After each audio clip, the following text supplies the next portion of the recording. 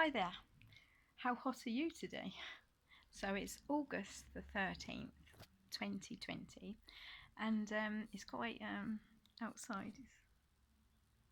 I don't know if you can see outside, it's getting a bit grey and cloudy, and we're meant to be having some storms, but the temperatures have been over the 30s in Sussex, where I am in the UK. So, anyway, yesterday I found a really interesting talk. I was looking for lights of the world. Anyone, a person or a group or a company or anything that is a light to the world, where they're a model for us and they set an example for us. And I came across the words of Tom Shakespeare, and I found them uplifting, edifying, and useful. I thought they actually made me, I don't know what's the word.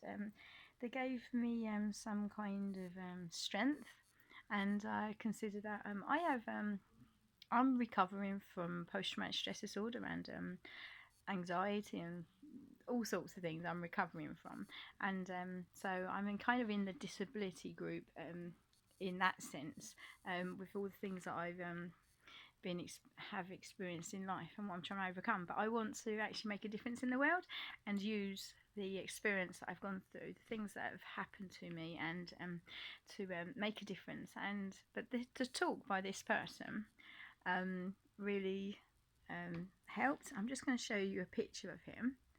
Don't know if you can see. That's Tom Shakespeare. Not quite sure how clear that is, but anyway, I'm going to read the words that he spoke, and I found them empowering, and hopefully they'll be empowering for you too. If you feel that you want to achieve something, that you want to make a difference in the world, but you feel that you're not able to, and anyway, I'm going to read this, and this is for my benefit and for anyone that it may help. And thank you, Tom. I appreciate your words. They're very courageous. Okay, so here, this is what he says. First, disabled people are powerful. So he makes some statements. So I think there are 4 thoughts that he shares. He says, here are 4 thoughts about disability and leadership. First, disabled people are powerful. To live with an impairment and yet achieve great things is a piece of everyday magic. Let me put my glasses on so I can see better. Which all of us have perfected. It's not about superstars. It's about the majority of ordinary disabled people who assert their strength and their happiness and their pride, even in the face of failing bodies. And he says the word piss, even in the face of failing bodies, piss and pain, frustration and tiredness. To survive with an impairment, to assert yourself in a world that often does not want you, you have to be tough. You have to persevere. You have to smile in the face of rudeness and carry on when you are hurting and embarrassed. We are amazing. We do extraordinary things every single day. I know with total confidence that this is true of every single disabled person here, and hundreds, if not thousands, of people back home. Second, we have a secret. How do we do it? Disabled people who succeed do it with grit. Let's put my glasses straight. Is that my mascara running again? It's very hot, so I'm very sweaty. Let's continue. Right. Second, we have a secret. How do we do it? Disabled people who succeed do it with grit. We do not give up. We overcome one thing and we feel a sense of achievement. And then we overcome another thing and it happens again. And slowly but surely we realise how much more we can do. In my own life, I experienced this when I started doing disability research in Africa. I was frightened of going to Zambia and Uganda. I thought I would not be able to get around. I thought I would not understand people's lives. But I realised that despite a wheelchair and the mud and rocks, and potholes, I could get around. I first realised this in Lusaka, where two strong colleagues took me by the arm and frog marched me down an alley to see a tailor with a disability working in a street market. So I knew I could survive in Zambia with a little help from my friends. And then I went to Uganda, and I was worried about that, how difficult it would be, but it wasn't. And then I went to Kenya, and then it was time to go to Sierra Leone, and I thought I would never be able to do that. One of the poorest countries, a country which has had civil war and Ebola, and the last thing they needed was me. But I went, and you know what? It was fine. Of course. The people were wonderful, and the stories were vivid, and everyone helped me yet again. And what am I talking about? Is what the psychologists call adversity inoculation. You succeed bit by bit and become stronger the next challenge. And boy, do we face challenges. And ever since I was speaking to that street tailor back in Lusaka, I realised that we disabled people have a common language. We may come from different cultures, but we have experienced the same frustrations, the same pity, the same stigma, and we often come up smiling and grateful for the chances we have had. Disabled people who succeed do it with wit and charm.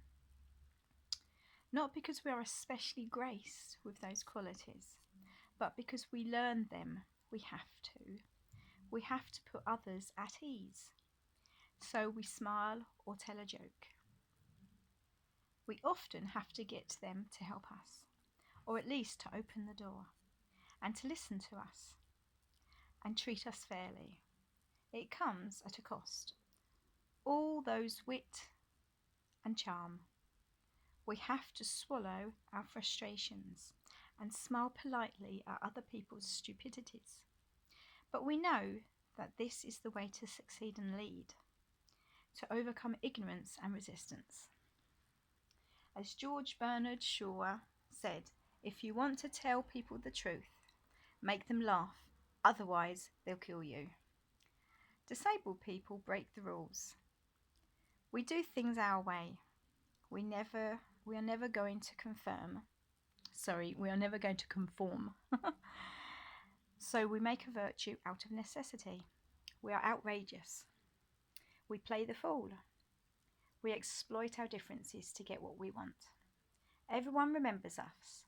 Half of them admire us, and probably half of them hate us, but we get what we want a lot of the time. We are stubbornly, persistently effective in getting results. Third, let's talk about tall poppy syndrome.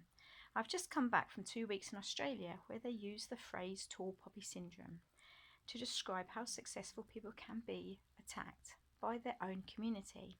As a community, sometimes we disabled people are not very kind to our leaders. Maybe we have spent so much time asserting ourselves that it can be hard to realise we are part of a wider network. Maybe we resent other people's success. We might have said so often that oppression is holding us back, that when someone else triumphs, we worry that it shows us up. But we can do this differently. We can be supportive of each other and rejoice in the success of our peers. We can remember that every successful disabled person disproves the lie that we are the second rate, that we cannot achieve, that we cannot triumph. Many of us have watched the late great Stella Young's wonderful TED talk about inspiration porn, but I worry that we have misinterpreted her point. She was not saying that disabled people cannot excel, cannot be leaders, cannot be admirable. She was saying, stop patronising us, stop thinking that any minor feat is worth celebrating. Spare your praise for when we really come good. So I am saying we should be proud of our leaders. We should support them. We should learn from them. We should invest in the next generation of leaders. We should put succession plans in place and keep our DPOs and our projects rolling forward. Remember, when one of us succeeds, all of us succeed. Fourth, let's be clear, disabled people lead differently. We do not have to lead from the front, though we can. We work together often because we have to. We need other people, which is our strength. We can't go it alone, even if we wanted to. I've tried to get the most out of others. I have tried to lead from the back. I have tried to collaborate. I find that if you want someone to do something, persuading them to think it was their idea in the first place is more effective than telling them to do it your way. You don't have to take the credit for it, you just need it to happen. There is a quiet strength for quiet leadership which consists of influencing opinions and priorities, not ordering people around. Remember the wit and the charm. We can do the other kind too. We can give big ideas, we can boss people, we can lead from the front. But let's show there are different ways to be a leader. There are as many different ways as there are people on this stage, probably as there are people in this room, but we need to keep passing the baton on. So let's not make ourselves indispensable. Let's connect with others and mentor the next generation of leaders and hand over, and maybe we ourselves can move on to other things. And that's all I have to say. Thank you for listening. I've said that a bit fast because I'm running out of space on my phone to record this. But you know, I really enjoyed the things that he said where he didn't think he'd achieve anything, but then he achieved one thing, and that bolstered him. And then he didn't know if he could achieve another thing, but he did achieve another thing, and he achieved and achieved and achieved. And we can make a difference in life as well by doing those things that he's mentioned. And I'm going to leave that there in case I run out of space. But let's make a difference, and let's be brave, and let's face our fears. And they say that actors and actresses and singers, they all have stage nerves at times, and people when they're up in church and getting up to bear their testimony, they have a stage fright too. But the thing is overcoming that. So when you've actually faced your fear and overcome it and done something, that is what makes you feel great, not the never achieving. So if there's something that you want to do and achieve and a difference that you want to make, let's just start, shall we? Me included. Thanks for listening. Bye for now.